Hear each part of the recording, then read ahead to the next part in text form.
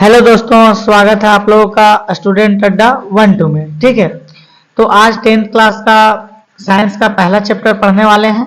ठीक है, जिसका नाम है रासायनिक अभिक्रियाएं एवं समीकरण। ठीक है, तो पढ़ते हैं। इसका एमसीक्यू हम लोग पिछले वाले वीडियो में देख लिए हैं। ठीक है, आज पूरा चैप्टर को हम लोग आसान तरीका से पढ़ेंगे चित्रों के माध्यम से। ठीक है, तो देखिए, रसायन विज्ञान केमिस्ट्री का ही भाग है। ठीक है, रासायनिक अभिक्रिया। रासायनिक अभिक्रिया क्या है? वह प्रक्रिया जिससे दो या दो से अधिक उत्पाद मिलकर एक या एक से अधिक गुणधर्म वाले नए पदार्थ का निर्माण करते हैं उसे रासायनिक अभिक्रिया कहते हैं। ठीक है, तो वैसी प्रक्रिया को रासायनिक अभिक्रिया कहते हैं जब जिसमें दो या दो से अधिक उत्पाद मिलके, ठीक है, एक या एक से अधिक नया जो गुणधर्म वाला कोई चीज बना देता है उसे रासायनिक अभिक्रिया कहते हैं। जैसे कि देखिए यहाँ 2H2O और O2, ये दोनों अलग अलग, यहाँ हाइड्रोजन है, ऑक्सीजन है, ये दोनों मिलके यहाँ 2H2O बना देता है, जल बना देता है। ठीक है, तो ये अलग अलग गुणधर्म वाला है और एक नया अलग गुणधर्म का बना देता है। तो जो इसके बीच जो रिएक्शन हुआ उसको हम लोग बोलते हैं रासायनिक अभिक्रिया। ठीक है, अब आगे देखिए, जैसे देखिए यहाँ लिखा है, यह हाइड्रोजन और ऑक्सीजन का एक रासायनिक अभिक्रिया में भाग लेकर एक नए गुणधर्म वाले पदार्थ का निर्माण करते हैं जो जल बनता है। तो देखिए यहाँ हाइड्रोजन और ऑक्सीजन है, ये दोनों मिलकर क्या बनाता है? जल। तो इसी अभिक्रिया को रासायनिक अभिक्रिया कहते हैं। ठीक है, दूसरों शब्दों में हम कह सकते हैं कि रासायनिक परिवर्तन को रासायनिक अभिक्रिया कहते हैं। जो रासायनिक परिवर्तन होता है ना, उसे हम लोग रासायनिक अभिक्रिया कहते हैं। ठीक है, जैसे कि वायु में संपर्क आने से जंग लग जाता है, अंगूर के रसों का किण्वन हो जाता है, भोजन का पकना, हमारे शरीर में भोजन का पचना, हम जो सांस लेते हैं, ये सब रासायनिक अभिक्रिया के उदाहरण है। ठीक है, अब देखिए रासायनिक अभिक्रिया की पहचान कैसे हम लोग जानेंगे कि रासायनिक अभिक्रिया यह है, पहचान कैसे कर पाएंगे? तो रासायनिक अभिक्रिया की पहचान करना ताकि यह पता लगा जा सके कि अभिक्रिया हुई है। ठीक है, अभिक्रिया संपन्न हुई है। ठीक है, तो जैसे कि देखिए, पदार्थ की अवस्था में परिवर्तन हो जाता है, रंग में परिवर्तन हो जाता है, गैस का निष्कासन होता है या ताप में परिवर्तन हो जाता है। ये सब मतलब हो जाता है, जिसके कारण हम लोग जान जाते हैं कि हाँ अभिक्रिया हुई है, रासायनिक अभिक्रिया हुई है। अब रासायनिक समीकरण, तो जो रासायनिक अभिक्रिया होता है उनको ही चिन्हों के माध्यम से दर्शाते हैं, जो जिसे इस तरह का रूप में जो लिखे हैं उसको ही रासायनिक समीकरण बोलते हैं। जैसे देखिए यहाँ पढ़ते हैं, जब एक मैग्नीशियम रिबन को वायु में जलाया जाता है तो यह मैग्नीशियम ऑक्साइड में परिवर्तित हो जाता है। यह एक रासायनिक अभिक्रिया के लिए कथन है, परंतु इसे निम्न तरीके से लिखा जाता है। जैसे कि ये तो रियल लाइफ में मैग्नीशियम रिबन को जब वायु में जलाया जाता है तो मैग्नीशियम ऑक्साइड बन जाता है, लेकिन इसे ही लिखना, जैसे देखिए मैग्नीशियम और ऑक्सीजन जब आपस में मिल जाता है तो बन जाता है मैग्नीशियम ऑक्साइड। तो इसी अभिक्रिया को हम इस तरह जब इस रूप में लिखते हैं उसको ही बोलते हैं रासायनिक समीकरण। समीकरण के रूप में लिखना ही, इक्वेशन के रूप में लिखे है ना, इसी को बोलते हैं रासायनिक समीकरण। ठीक है, अच्छा, जो भाग लेते हैं, जो जैसे कि मैग्नीशियम और ऑक्सीजन है, तो इसको हम लोग अभिकारक बोलते हैं और इसको उत्पाद बोलते हैं। ठीक है, अब आगे देखिए, इस प्रकार समीकरणों का लिखना शब्द समीकरण कहलाता है। रासायनिक अभिक्रिया को लिखने का दूसरा तरीका, ठीक है, ये रासायनिक समीकरण इस तरह लिखते हैं, आप इस तरह भी लिख सकते हैं। जैसे कि इसका तत्व का नाम जैसे होता है ना, मैग्नीशियम को Mg बोल सकते हैं, ऑक्सीजन को O2 और मैग्नीशियम ऑक्साइड को MgO। तो Mg और प्लस O2 जब मिल जाता है, रासायनिक अभिक्रिया हो जाता है, तो MgO बन जाता है। तो इसी रूप में जो लिखते हैं उसे ही रासायनिक समीकरण कहते हैं। ठीक है, अब देखिए आगे, अभिकारक। कोई पूछेगा कि अभिकारक क्या है, तो वे पदार्थ जो किसी अभिक्रिया में भाग लेते हैं वो अभिकारक कहलाते हैं। जैसे ऊपर के समीकरण में मैग्नीशियम और ऑक्सीजन अभिक्रिया में भाग लेते हैं, इसलिए ये दोनों अभिकारक है। जैसे कि देख लीजिए, एक रासायनिक अभिक्रिया है ये, ठीक है, ये रासायनिक अभिक्रिया है। अब इसमें ये जो दोनों है, ये दोनों भाग लेता है। ठीक है, तो ये दोनों Mg और O, ये क्या हो गया? तो ये अभिकारक हो गया। ठीक है, Mg और O क्या हो गया? अभिकारक हो गया। ठीक, देखिए Mg और O मतलब ऑक्सीजन, मैग्नीशियम और ऑक्सीजन जो हो गया अभिकारक हो गया। ठीक है, तो ये जो भाग लेते हैं उसको हम लोग अभिकारक कहते हैं। ठीक है, अब आगे देखिए, उत्पाद। किसी भी अभिक्रिया के दौरान नए पदार्थ बनने वाले पदार्थ को उत्पाद कहते हैं। कोई भी अभिक्रिया में जब नया पदार्थ बनता है जो उसको उत्पाद बनते हैं, तो MgO जो है उत्पाद है, जो Mg और ऑक्सीजन को भाग लेने से नया पदार्थ बनता है। तो ऊपर देख लीजिए हम लोग पहले, जो ये अभिक्रिया है Mg और प्लस ऑक्सीजन, मैग्नीशियम और ऑक्सीजन जो है ये अभिकारक कहलाता है, लेकिन ये दोनों मिल के जो नया बनता है उसको हम लोग उत्पाद बोलते हैं। ठीक है, तो जैसे कि यहाँ देख लीजिए, मैग्नीशियम और ऑक्सीजन जब मिल गया, अभिक्रिया कर लिया, तो मैग्नीशियम ऑक्साइड बना, और मैग्नीशियम ऑक्साइड को हम लोग उत्पाद बोलते हैं। तो अभिकारक और उत्पाद आप लोग समझ गए होंगे। अभिकारक में होता है जो भाग लेता है उसे अभिकारक कहते हैं। ठीक है, जैसे देखिए यहाँ भाग लेते हैं उसे अभिकारक कहते हैं। ठीक, और जो नया बनता है, ठीक है, जो नया पदार्थ बनता है उसे उत्पाद कहते हैं। ठीक है, अब कंकाली रासायनिक समीकरण। ठीक है, तो कंकाली रासायनिक समीकरण किसे कहते हैं? तो देखिए यहाँ Mg+O2 और तीर का निशान है, मतलब अभिक्रिया हो गया, MgO में बदल गया है। ठीक है, तो एक अभिक्रिया दे दिया गया है। अब यही अभिक्रिया को कंकाली रासायनिक समीकरण कैसे कहते हैं हम आगे पढ़ते हैं। देखिए, इस समीकरण को निरीक्षण कीजिए और तीर के बाईं और दाईं ओर के परमाणु संख्या को गिनिए। ठीक है, प्रत्येक तत्व के दोनों ओर अणुओं की संख्या समान नहीं है। ऑक्सीजन के परमाणुओं की संख्या थोड़ी असंतुलित है। बाईं ओर ऑक्सीजन के 2 अणु हैं और दाईं ओर सिर्फ एक ही अणु है। इस प्रकार की अभिक्रिया को कंकाली रासायनिक समीकरण कहते हैं। जैसे कि यहाँ देख लीजिए कि Mg तो एक है, कुछ नहीं है, तो यहाँ एक है। ठीक है, यहाँ भी Mg कुछ नहीं है तो एक है। ठीक है, लेकिन ऑक्सीजन के यहाँ कितना अणु है? 2 अणु है। और इस साइड कितना अणु है? एक अणु है, कुछ नहीं है तो एक। तो यहाँ 2 है, यहाँ 1 है, तो यही जो डिफरेंस रहता है ना, जो असंतुलित रहता है, दोनों में मतलब बराबर नहीं रहता है, उसी को हम लोग कंकाली रासायनिक समीकरण कहते हैं। ठीक है, अब आगे देखिए, रासायनिक अभिक्रिया के प्रकार। रासायनिक अभिक्रियाओं में अणुओं के बीच बंध का बनने और टूटने से नया पदार्थ का निर्माण होता है। जैसे देखिए, जल के अणु टूटने से ऑक्सीजन और हाइड्रोजन बनता है। जल का अणु जब टूट जाता है, जल टूट जाता है तो क्या ऑक्सीजन और हाइड्रोजन बनता है। ठीक है, जबकि कार्बन और ऑक्सीजन जब मिल जाता है तो कार्बन डाइऑक्साइड बनता है। ठीक है, तो आगे पढ़ते हैं हम लोग। रासायनिक अभिक्रिया के निम्न प्रकार होती है, जैसे कि संयोजन अभिक्रिया, वियोजन अभिक्रिया, जिसको हम लोग अपघटन बोलते हैं, विस्थापन अभिक्रिया, इसको प्रतिस्थापन अभिक्रिया भी बोलते हैं। ठीक है, विस्थापन को क्या? प्रतिस्थापन अभिक्रिया। ठीक है, अब आगे देखिए, द्विविस्थापन अभिक्रिया, जिसको उभय प्रतिस्थापन बोलते हैं, और उपचयन और अपचयन। उपचयन को ऑक्सीकारक बोलते हैं और अपचयन को अवकारक बोलते हैं। ठीक है, अब आगे डिस्कशन करेंगे एक एक करके। देखिए, संयोजन अभिक्रिया वह अभिक्रिया जिसमें 2 या 2 से अधिक अभिकारकों से एक एकल उत्पाद का निर्माण होता है, तो ऐसी अभिक्रिया को संयोजन अभिक्रिया कहते हैं। ठीक है, जैसे कि देखिए, 2 या 2 से अधिक अभिकारकों जब मिलके एकल उत्पाद बनाते हैं, काची एकल उत्पाद का निर्माण करते हैं, उस अभिक्रिया को संयोजन अभिक्रिया कहते हैं। जैसे कि देखिए, A और B ये दोनों मिलके AB1 बन गया। ठीक है, जब दो अभिक्रिया, 2 से ज्यादा अभिक्रिया मिलके एक बनाता है तो उसको क्या कहते हैं? संयोजन अभिक्रिया कहते हैं। जैसे कि कोयले का जलना, ठीक है, जल का बनना, सल्फर डाइऑक्साइड का बनना, जंग लगना, ये सब संयोजन अभिक्रिया के उदाहरण है। ठीक है, देखिए, C+O2 ये दोनों मिल जाता है तो CO2 बन जाता है। 2H2 प्लस O2 ये दोनों मिल जाता है तो H2O जल का बन जाता है। S और O2 तो सल्फर डाइऑक्साइड बन जाता है। इसी तरह जंग लग जाता है। ठीक है, अब आगे देखिए, ऊष्मा के आधार पर रासायनिक अभिक्रिया।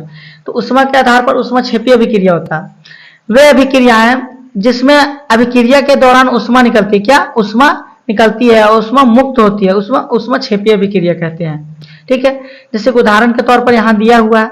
और देखिए, श्वसन भी ऊष्माक्षेपी अभिक्रिया पूछेगा, श्वसन क्या है? तो ऊष्माक्षेपी अभिक्रिया उदाहरण के तौर पर जिसमें कोशिका श्वसन के द्वारा ऊर्जा मुक्त करती है।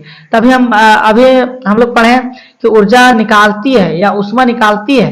ठीक है, ऊष्मा निकालती है या ऊष्मा को मुक्त करती है, वैसी अभिक्रिया को ऊष्माक्षेपी अभिक्रिया कहते हैं। ठीक है, आप देखिए, साग सब्जी जो सड़ गल के फूस या पेड़ पौधों का विघटन होकर कंपोस्ट जो बनता है, यह भी ऊष्माक्षेपी अभिक्रिया का एक प्रकार है। अब आगे देखिए, ऊष्मा शोषी अभिक्रिया। तो वह अभिक्रिया जिसमें ऊष्मा का शोषण होता है उसे ऊष्मा शोषी अभिक्रिया कहते हैं। ठीक है, जिसमें ऊष्मा, जैसे देखिए जस्ट उल्टा है, ऊष्माक्षेपी में ऊष्मा मुक्त होता है और ऊष्मा शोषी में ऊष्मा को खींचता है। ठीक है, अब देखिए यहाँ वियोजन या अपघटन अभिक्रिया। वे अभिक्रियाएं जिनमें एकल अभिकारक विघटित होकर 2 या 2 से अधिक उत्पाद निर्माण करते हैं। ठीक है, जस्ट संयोजन का उल्टा है। उसमें क्या था? 2 या 2 से अधिक अभिकारक मिलकर एक एकल उत्पाद बनाता था। इसमें क्या है? एकल अभिकारक वियोजित होकर या टूटकर, ठीक है, 2 या 2 से अधिक उत्पाद निर्माण करता है। वैसा अभिक्रिया को संयोजन या अपघटन अभिक्रिया कहते हैं। ठीक है, अब विघटन अभिक्रिया या वियोजन अभिक्रिया 3 प्रकार का होता है। उसमें वियोजन, इसमें वियोजन की क्रिया उष्मा द्वारा होती है। देखिए बहुत सारा उष्मा द्वारा भी टूटता है। FeSO4 है, अभी उष्मा हीट करने के बाद Fe2O3 plus SO2 plus SO3 के रूप में बदल जाता है। अब दूसरा देखिए हम विद्युत वियोजन, विद्युत के द्वारा जो तोड़ के अलग अलग उत्पाद में बदला जाता है उसे विद्युत वियोजन बोलते हैं। प्रकाशीय वियोजन, जो सूर्य के प्रकाश के कारण वियोजन अभिक्रिया होता है उसे प्रकाशीय वियोजन अभिक्रिया कहते हैं। ठीक है, अब देखिए तीसरा विस्थापन अभिक्रिया। तो ऐसी अभिक्रियाएं हैं जिसमें अधिक क्रियाशील पदार्थ कम अभिक्रियाशील पदार्थ यौगिक को अलग कर देता है, उसे विस्थापन अभिक्रिया कहते हैं। ठीक है, चित्र में भी देख सकते हैं अलग रंग बदल जाता है। अब देखिए Fe प्लस COSO4 है, ये अब जब ये दोनों आपस में मिलता है तो Fe जो है इससे ज्यादा बलवान होता है, ज्यादा अधिक क्रियाशील होता है कॉपर से, तो कॉपर को हटा देता है, कॉपर को यहाँ साइड कर देता है। ठीक है, तो इसी अभिक्रिया को हम लोग बोल सकते हैं विस्थापन अभिक्रिया। मतलब जो अधिक क्रियाशील पदार्थ होता है वो कम क्रियाशील पदार्थ को हटा देता है। ठीक है, देखिए यहाँ लोहा कॉपर से अधिक क्रियाशील पदार्थ है। अभी हम बोले कि जो लोहा है कॉपर से अधिक क्रियाशील है, और अपने कम क्रियाशील पदार्थ कॉपर को यौगिक को कॉपर सल्फेट से अलग कर देता है। इसी अभिक्रिया को हम लोग जैसे कि बोल सकते हैं विस्थापन अभिक्रिया। कॉपर सल्फेट का रंग नीला होता है, परंतु जैसे ही लोहा किले के विलयन में डालते हैं तो कॉपर विस्थापन करके नीला से भूरा हो जाता है। ठीक है, देखिए नीला होता है फिर यहाँ भूरा हो जाता है। अब आगे देखिए द्विविस्थापन अभिक्रिया, ऐसी अभिक्रिया जिसमें अभिकारकों के बीच आयनों का आदान प्रदान होता है वैसे द्विविस्थापन अभिक्रिया कहते हैं। इसको हम लोग उभय प्रतिस्थापन अभिक्रिया भी बोलते हैं। ठीक है, जिस अभिक्रिया में आयनों का आदान प्रदान, ठीक है, आयनों का आदान प्रदान होता है उस अभिक्रिया को द्विविस्थापन अभिक्रिया कहते हैं। ठीक है, जैसे कि देख लीजिए AB प्लस CD, ये दोनों इधर भी डबल रहेगा और इधर भी डबल से ज्यादा, मतलब 2 से ज्यादा इधर भी और इधर भी। अब देखिए यहाँ B है सो C को दे दिया C को दे दिया, और जो C से D था वो A को ले लिया। ठीक है, यहाँ देखिए तो ये अदला बदली कर रहा है, तो अदला बदली जो हो गया उसको बोलते हैं द्विविस्थापन अभिक्रिया। ठीक है, यहाँ देखिए द्विविस्थापन का बहुत सारा उदाहरण है। ठीक है, एक एक करके कॉपी में नोट कर लीजिएगा, वीडियो को रोक के, ठीक है, उतार लीजिएगा। बहुत सारा क्वेश्चन पूछता है कि द्विविस्थापन अभिक्रिया, प्रतिस्थापन अभिक्रिया, संयोजन वियोजन का उदाहरण कौन सा है, यही क्वेश्चन दे देगा। अब पूछेगा कि कौन सा अभिक्रिया है। ठीक है, तो हम लोग देख लेंगे कि देखिए Na2SO4 प्लस BaCl2 है कि नहीं। अब देखिए यहाँ कि जो SO4 है, SO4 यहाँ रह गया, Na2 है सो इधर आ गया, और जो Ba था इधर आ गया, तो आयन का आदान प्रदान हो गया, उसे द्विविस्थापन कहते हैं। अब आगे पढ़ते हैं उपचयन और अपचयन अभिक्रिया। उपचयन जिसको हम लोग ऑक्सीकरण अभिक्रिया भी बोलते हैं। किसी पदार्थ में ऑक्सीजन की वृद्धि, ठीक है, किसी पदार्थ में ऑक्सीजन की वृद्धि और हाइड्रोजन का ह्रास या हाइड्रोजन की कमी को उपचयन कहते हैं। ठीक है, तो जिस पदार्थ में ऑक्सीजन की वृद्धि होती है और हाइड्रोजन की कमी होती है उस पदार्थ को हम लोग उपचयन कहते हैं या ऑक्सीकरण कहते हैं। ठीक है, अब देखिए आगे अपचयन अभिक्रिया। अपचयन अभिक्रिया, किसी पदार्थ में हाइड्रोजन की वृद्धि, उसमें क्या था हाइड्रोजन का ह्रास और ऑक्सीजन की वृद्धि, लेकिन इसमें जस्ट उल्टा है, इसमें हाइड्रोजन की वृद्धि है और ऑक्सीजन का ह्रास है। ठीक है, जस्ट उपचयन का उल्टा अपचयन होता है। ठीक है, इसको अवकारक अभिक्रिया भी बोलते हैं। इसमें क्या होता है, हाइड्रोजन की वृद्धि होती है और ऑक्सीजन का ह्रास होता है, ऐसी अभिक्रिया को अपचयन अभिक्रिया कहते हैं। ठीक है, अब आगे देखिए रेडॉक्स अभिक्रिया। तो रेडॉक्स अभिक्रिया क्या कहते, किसे कहते हैं, तो ऐसी अभिक्रिया जिसमें अभिक्रिया के दौरान, ऐसी अभिक्रिया जिसमें अभिक्रिया के दौरान अभिकारक उपचेत होता है जबकि दूसरा अपचेत होता है, उसे रेडॉक्स अभिक्रिया कहते हैं। देखिए हम लोग आसान भाषा में बोल सकते हैं कि कोई भी अभिक्रिया होता है जिसमें दोनों अभिक्रिया होता है, उपचयन भी होता है और अपचयन भी होता है, उसको हम लोग रेडॉक्स अभिक्रिया कहते हैं। ठीक है, तो कभी कभी पूछ लेता है कि वैसी अभिक्रिया को के बारे में बताइए जिसमें अपचयन उपचयन दोनों होता है, उसे हम लोग क्या बोलते हैं, रेडॉक्स अभिक्रिया। ठीक है, अब आगे देखिए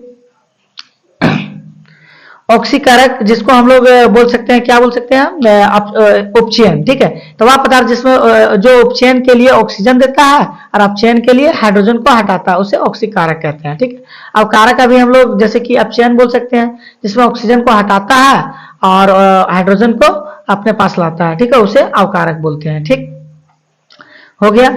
अब देखिए संक्षारण, वह प्रक्रिया जिसमें हवा जल की नमी से अभिक्रिया करके धातु की सतह संक्षारित या गल जाती है। ठीक है, संक्षारण किसे कहते हैं? जैसे कि हवा और पानी के साथ अभिक्रिया कर लेता है और धातु का रंग जो भूरा कलर हो जाता है, ठीक है, उसे संक्षारण बोलते हैं हम लोग। ठीक है, संक्षारण से बचाव के लिए क्या कर सकते हैं? तो जस्तीकरण हम लोग पेंट कर सकते हैं। ठीक है, धातु की सतह जस्तीकरण कर सकते हैं, पेंट कर सकते हैं। ठीक है, और तेल लगा के या ग्रीस लगा के भी हम लोग उसे बचा सकते हैं धातु को। अच्छा, आप देखिए दूसरा विक्रिगंधित।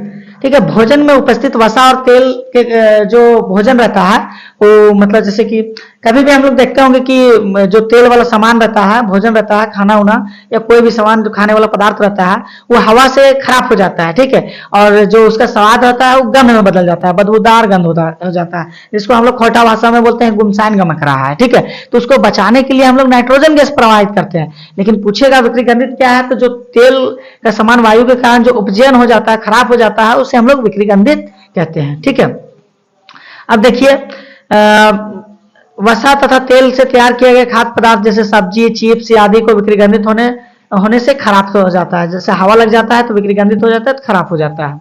ठीक है, उसका स्वाद में भी चेंजिंग आ जाता है। अब देखिए इसका बचाव के लिए क्या करना चाहिए।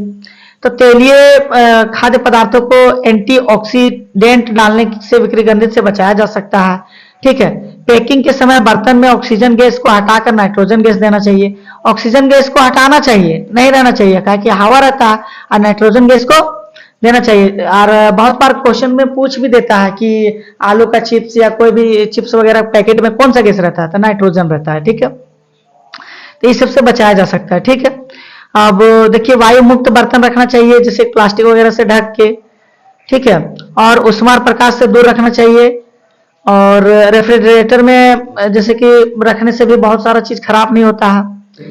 रासायनिक समीकरण को संतुलित करना हम लोग नेक्स्ट वीडियो में पढ़ेंगे। ठीक है, तो आज का जो क्लास होता है यहीं समाप्त होता है। ठीक है, थैंक यू, धन्यवाद।